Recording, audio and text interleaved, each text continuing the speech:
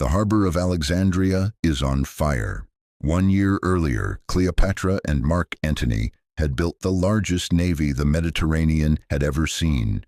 Over 500 warships, legions from allied kingdoms, everything on the line at one battle. They lost at Actium, off the coast of Greece, not in hours, in minutes. Ships rammed and burning, commanders fleeing, Antony's flagship chasing Cleopatra's retreat, while his fleet died behind him. The alliance collapsed overnight. Kings pulled their troops. Roman senators flipped sides with letters to Octavian. Gold for soldiers vanished into private vaults. By the time Antony and Cleopatra limped back to Egypt, their army was a ghost, existing only on paper. Now, a year later, Octavian's legions are at the gates of Alexandria. Inside the city, betrayals hit warp speed. Antony's cavalry defects first, riding out in perfect formation to Octavian's camp, switching sides without a drop of blood. Then the infantry. Then the remaining ships sail out and surrender before a fight even starts. The palace, once filled with kings and philosophers, turns into locked doors and whispered panic. Officials flee, servants disappear, guards abandon posts. Antony stalks empty corridors, shouting orders to men who aren't there anymore. Cleopatra makes a different choice. She retreats to her mausoleum, a massive stone fortress she built herself years earlier, tomb and bunker in one. One entrance, 3-foot-thick walls, no windows. Inside she gathers the Ptolemaic dynasty's treasure, gold, jewels, incense, ebony, centuries of wealth. Then she seals the doors from the inside. Her plan? Ancient sources aren't clear. Maybe burn it all, deny Octavian the wealth and the trophy. Maybe use the treasure to bargain from strength. But what she does next changes everything. She sends a messenger to Antony with one message. Cleopatra is dead. Antony, already breaking, believes it instantly. He orders his slave Eros to kill him. Eros refuses and kills himself instead. Antony falls on his sword, plunges it into his gut. He collapses, bleeding out. But the wound is slow, fatal, but not instant. Then the truth arrives. Cleopatra is alive, sealed in the mausoleum. Plutarch records what happens next with chilling detail. Antony's body is carried to the mausoleum. The doors stay sealed. Cleopatra refuses to open them, not out of cruelty, but calculation. Opening means losing her last defense.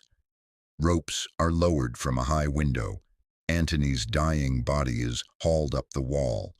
Cleopatra and her 2 attendants pull him through themselves, dragging a Roman general up stone while he bleeds out.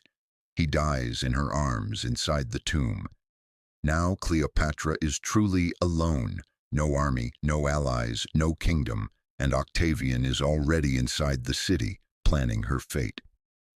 Octavian's psychological masterclass begins. Octavian doesn't want Cleopatra dead. Dead queens don't make good parades. For over a decade, he's fought civil wars against fellow Romans, against Antony, against the Senate. Publicly, he needs to reframe it all as a foreign threat, defeated. A living Cleopatra in chains through Rome's streets. Perfect propaganda. She becomes proof Rome crushed an exotic Egyptian queen who corrupted good Roman men. Not proof Romans butchered each other. The script is ready, but Octavian knows the risk. Cleopatra is no damsel. She's navigated Roman politics for 20 years, allied with Julius Caesar, bore his son, survived his assassination, rebuilt with Antony, speaks 9 languages, commands fleets, negotiates with kings. Give her any opening, she'll burn it all down, deny him treasure and spectacle, so he plays it surgically. No assault on the mausoleum.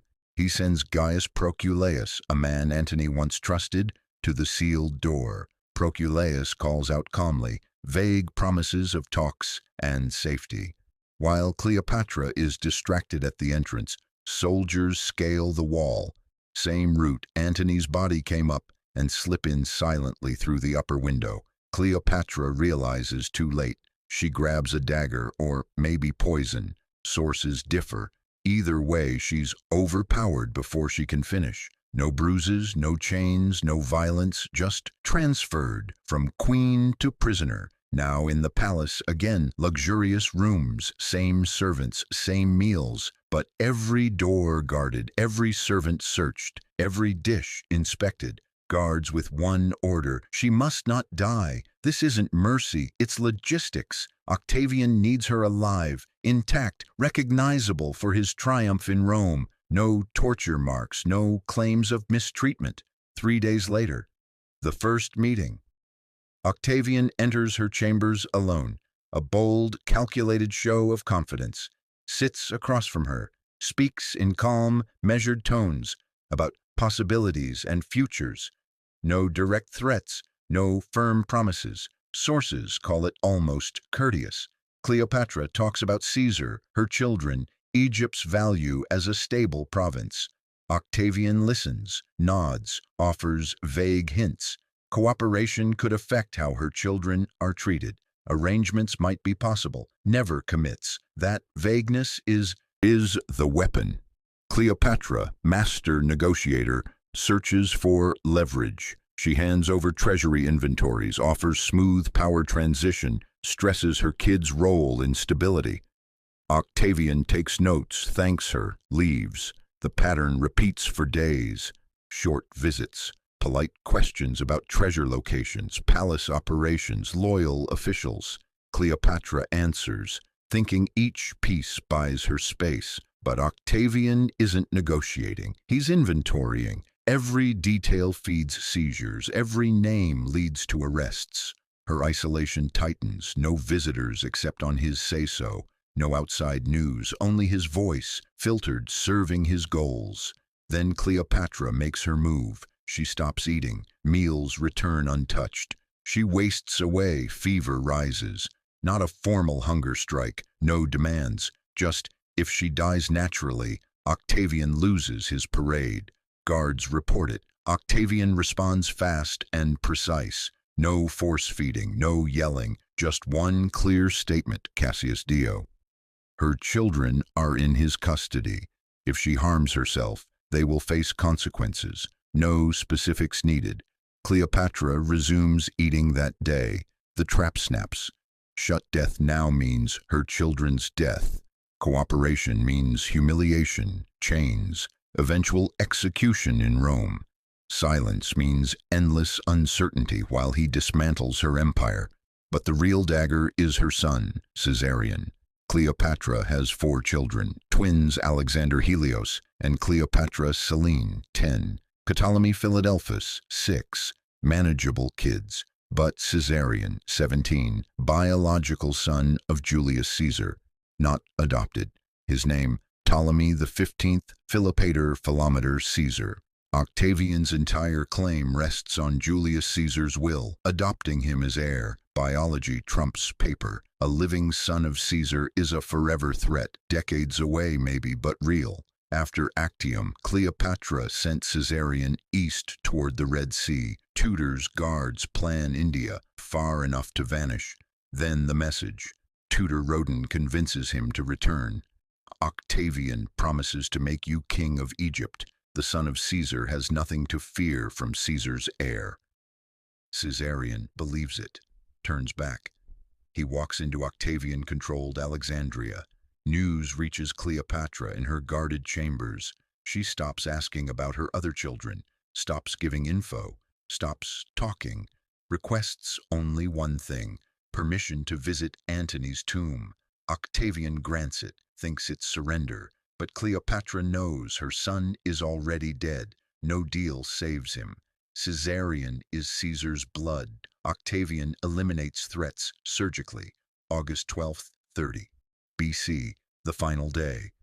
Cleopatra rises, bathes, dresses in full royal regalia, gold, purple pharaoh's robes, visits Antony's tomb, performs rituals, pours libations, speaks to his memory, not romance, but practical. Plutarch. I'll join you soon. Our enemies won everything except our final choice. Returns. orders a meal, figs, bread, wine, writes a letter, sealed, sent to Octavian, dismisses all but Iris and Charmian, loyal for decades, chamber sealed. Afternoon, guards sense silence too long. Letter arrives, Octavian reads, "Bury me beside Antony." He knows. Guards smash in, 3 bodies.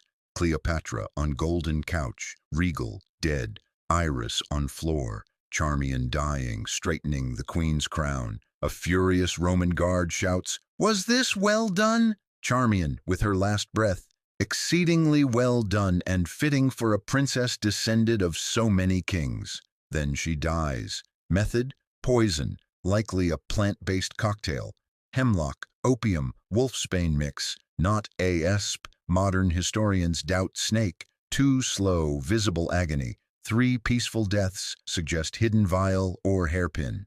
Cleopatra, expert on poisons, chose control. She was 39, ruled 21 years, survived Caesar's murder, civil wars, purges, died on her terms, in royal robes with loyal women. Octavian rages, not at death, but lost control. He'd engineered 10 days of isolation, false hope, child leverage, left no exit but compliance.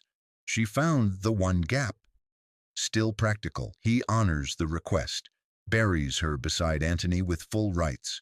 Optics, respectful conqueror. Caesarion executed quietly, no trial. Other kids to Rome, raised by Octavian's sister. Egypt becomes his personal province. Grain, wealth fueling empire. 3 years later, Octavian becomes Augustus, first emperor. Civil wars end. Republic becomes empire. He wins everything, except Cleopatra's final surrender.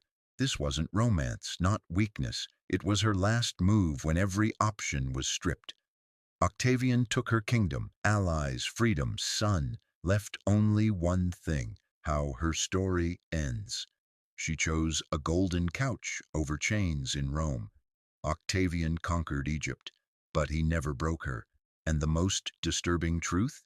In those 10 days, he made sure she had no other choice. End with powerful music swell, call to action overlay. Like if this blew your mind. Comment your thoughts, subscribe for more untold history.